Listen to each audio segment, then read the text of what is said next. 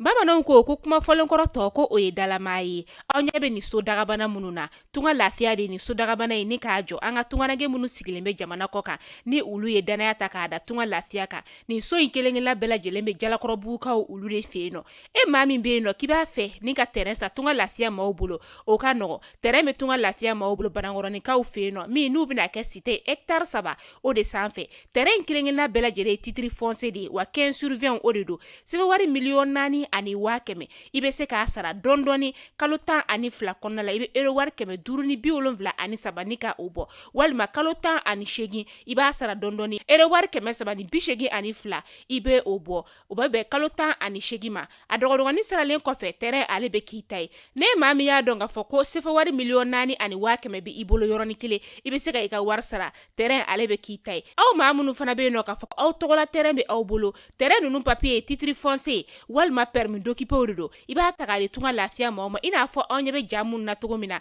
u b'a jɔ ni ka a d'i ma ka sɔrɔ i ma tɔɔrɔ o tuma la tunganage minnu sigilen bɛ jamana kɔ kan tunga lafiya nana aw lafiyali o de kama walasa sojɔko la aw kana degun sɔrɔ cogoya min na ne mɔgɔ min bɛ fɛ ka kunnafoni wɛrɛ sɔrɔ sa o tuma la an wele an ka numéro whatsapp kan 00336 41 94 03 80 walima 00223 72 18 42 47 tunga lafiya maliyɛnden minnu sigilen bɛ jamana kɔ kan u bɛɛ lajɛlen kelen-kelenna bɛ se ka u ninkanso sɔrɔ ba maliba ale kɔnɔna la cogoya min na.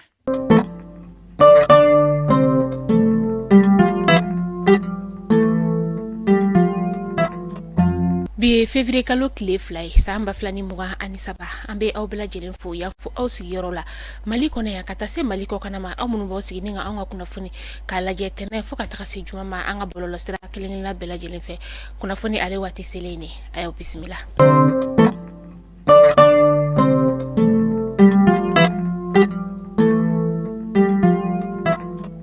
Kunnafoni daminɛla bi an ka cɛmancɛ fanga jamana ɲɛmaa n'o ye colonel Asimi Goita ye kunun février kalo tile fɔlɔ san 2023 a ye burkinabéw ka ministre ɲɛmaa ni ka o bisimila ni o ye Apollinaire Joachim Kielema Tambila ye ale nana anw ka jamana o kɔnɔna la yan nɔ walasa ka se ka na u ka cɛmancɛ fanga jamana ɲɛmaa ni ka o ka ci ka a lase anw ka jamana ɲɛmaa ale yɔrɔ la a bɛna lɛrɛ 24 ni ka o de kɛ an ka jamana kɔnɔna la yan nɔ fɛn min ye burkinabéw ka ministre ɲɛmaa ye sa a y'a yira k'a fɔ anw ka jamana ɲɛmaa o la k'a fɔ ko ale kɔni b'a seereya k'a fɔ k'anw ka jamana ɲɛmaa n'o ye colonel Asimi Goita ye a kɔni kelen don ka farafina jamana ni ka o bɛɛ lajɛlen tɔgɔ ta nin wagati in na wa ale de ye farafina ɲɛ jɔyɔrɔ ye an bɛ don min na i n'a fɔ bi. Walasa ka se ka maaw ni ka olu kunnafoniya lakana ale sira fɛ ani tuguni ka se ka maaw ni ka olu hakili sigi an ka jamana ka lakana sira o fɛ an ka fintigilakaw ka kunnafonidiso min bɛ yen nɔ ni o ye DURPA ye ale ɲɛma ale kɔni ye kunnafonidilaw ni ka olu wele i n'a fɔ laadalako la cogoya min na ka kunnafoni ni ka o da u tulo kan DURPA ɲɛma yɛrɛ ni o ye colonel Sulemana Dambele a y'a yira k'a fɔ ko an ka fintigilakaw kɔni u ka kɛlɛ o kɔnɔna la u bɛ buna hadamadenya taabolo ni ka olu bato kosɛbɛ ani ka tila tuguni ka diɲɛ seleke naani hakɛw ni ka olu fana labato u b'u to u ka baara o kɔnɔna la ka sɔrɔ u ma don maa si gasi la.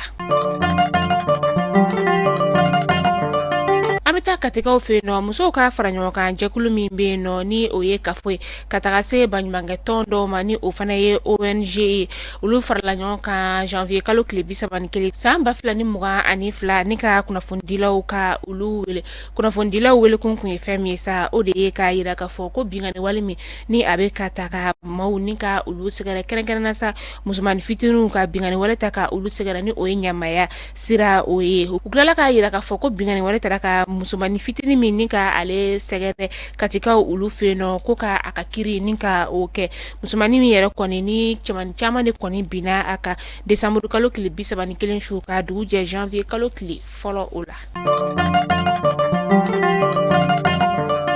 Dramane Dramane Doumbia ni b'a fale ma ko denkɔrɔ ale la ko donna ni wari caya o de ye kunu a kun be kiri tigilama olu ɲama n'o ye sigida fɔlɔ kiriso o ye o kɔni la sa fɛn min ye Dramane Doumbia denkɔrɔ ye ale ni Abubakar Haidara o ye ɲɔgɔn sɔrɔ kiri kɔniso o kɔnɔna la a yirala k'a fɔ ko ni maa ninnu kɔni ɲangili wɛrɛ talen tɛ ka ɲɛsiw ma dɛ o de ye k'a fɔ ko u be maaw bolola nafolo ni ka o yuruguyurugu ani ka tila tuguni k'a yira k'a fɔ k'u be se suya la o n'a ɲɔgɔnna wɛrɛ u ka kiriso yɛrɛ kɔni tun falen no kunu kosɛbɛ ka sababu kɛ maa caman kɔni tun tara ni ka taa a ko ni ka o ɲɛɲini nka kiri tigilamaw kɔni ye a torin ka taa fo février kalo tile 15 nata in na san 2023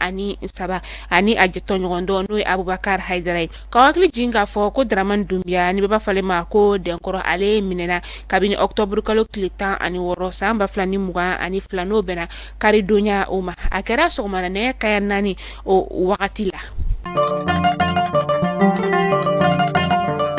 An bɛ taa sankaw olu fɛ yen nɔ n'an taara san an bɛ taa sigida dɔ n'o wele ko Sienso ale poste de contrôle kɔni bingani wale taara ka a sɛgɛrɛ janvier kalo tile 31 san 2023 su nɛgɛ kaɲa 21 o wagati bingani wale in taara ka u sɛgɛrɛ maa marafɛntigi lakodɔnbali dɔw fɛ min ni a kɛra sababu ye ka maa 2 ni ka olu bɔnɛ u ni na bolimafɛn sen 2 6 u ye olu kɔni jeni maa 6 fana jogina o senfɛ kelen yɛrɛ kɔni sɛbɛkɔrɔ jogina fu y'o ta ni ka taga n'o ye Segu lapitaniso o kɔnɔna la seereboloma olu y'a yira k'a fɔ ko ni maa marafɛntigi ninnu kɔnɔna na bolimafɛn sen 4 de la fo ka taga se bolimafɛn sen 2 o maa kelenw ka fɔla tuguni sa ko u kɔni taara ni pɔsu ale batiri ye min bɛ kɛ sababu ye ka yelen kɔni ni ka o di u ma o wagati kelen fɛnɛ na an ka fintigilakaw fana ka bolimafɛn kɔni o yɛlɛla mugujugu ka a sɔgɔmada kelen o la min ni a kɛra Goma ani Jabale ni ɲɔgɔn cɛ o y'a yira k'a fɔ ko ni wagati na an ka fintigilakaw kɔni maa kelen bɔɲɔgɔnko o tora la maa 4 olu jogina. An bɛ taa kitakaw olu fɛ yen nɔ nakɔ sɛnɛlaw olu kɔni y'u ka nisɔngoya ni ka o yira ka sababu kɛ k'u ka nakɔ forow kɔnɔna la sa fɛn min ye baganw de bɛ tɛmɛ u ka nakɔ ale kɔnɔna la ka taga u ka nakɔ kɔnɔfɛnw ni ka olu bɛɛ lajɛlen tiɲɛ o de la sa u ye weleweleda bila u ka sigida marabagaw olu ma k'a fɔ k'u ka sariya kura ni ka o ta walasa u ni bagangɛnla ninnu bɛ se ka kisi ɲɔgɔn ma cogoya min na. Mali kunnafoni jabarani lajɛbagaw aw kulo garisɛgɛ kɛra nin kunnafoni damadama de bi ni k'a da aw kulo kan yani an ka kunnafoni an ka o datugu sa tunga lafiya ale de bɛ kunnafoni ale kɔkɔrɔ sanga a n'a ka wagati tunga lafiya min ni a nalen don tungarangew olu lafiyali kama ni wagati in na e de sigilen bɛ tunga fɛ ko terrain de b'i bolo ba Maliba o kɔnɔna la a mana kɛ yɔrɔ yɔrɔ i bɛ fɛ k'i ka terrain ni ka a jɔ ka kɛ duplex ye tunga lafiya ma u ye duplex tontine ni ka o daminɛ n'an ko ma ko tɔn a groupe kɔnɔna la maa 12 o de bɛ a kɔnɔ ne maa min bɛ fɛ i sen ka ye alasa kalo kalo i bɛ euro wari 780 ni ka o de bɔ tirage au sort o de bɛ kɛ ni maa fɔlɔ min kɔni tɔgɔ yera tirage au sort la fo ka taa fɔ ko maa 12 dafara so bɛ jɔ ka ban pewu k'i ka tile ni ka o di ma kalo 7 o kalo 7 o kɔnɔna la fo ka taga fɔ ko tɔn ale kun cɛra wagati min na ka sɔrɔ a ma kɛ ni banque juru ye ne maa min fana bɛ yen nɔ sa ko terrain t'i bolo terrain bɛ tunga lafiya ma olu bolo banakɔrɔnikaw fɛ yen nɔ